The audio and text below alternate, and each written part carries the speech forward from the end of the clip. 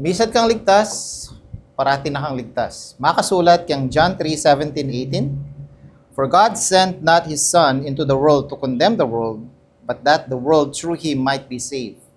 Na akakita mo kang salita na ning Ginoo, miligtas siya mo, deng tao king yato, king kapamilatan ng Jesucristo. Na anyang meteya at may biyayang pasibayo, inimo ing sacrifice na tatanggapan na ning Diyos pa para pamayad kayang kasalanan, na ing galit, ing puot, ing muana kayang kasalanan, ing gewa ng sakripisyong Ginong Jesucristo, yamo ing tatanggapan na ning Diyos pa na pwedeng mamayad ka rin kasalanan tamo.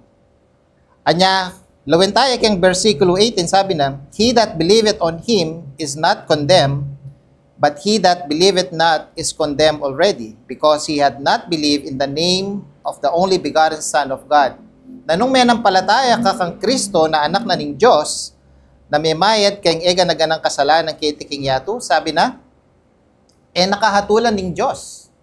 Naburi kong akit yu kaya ni itang condemn, past tense yu, atinang ed, na atinang hatul.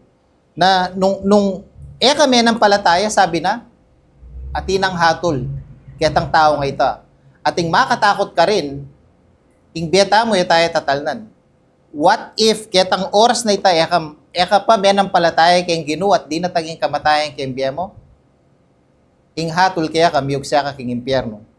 Anya, nung lalawin tayo, nung menang palataya ka kayong Ginoo, habang biya na ita, uling ing memayad kareng kasalanan tamo para milako ing buwanan ning Diyos kayang kasalanan, itang daya ng Kristo. Anya, kaya ni King John 3:17-18, metong beses kamong menang palataya, parati na kang ligtas.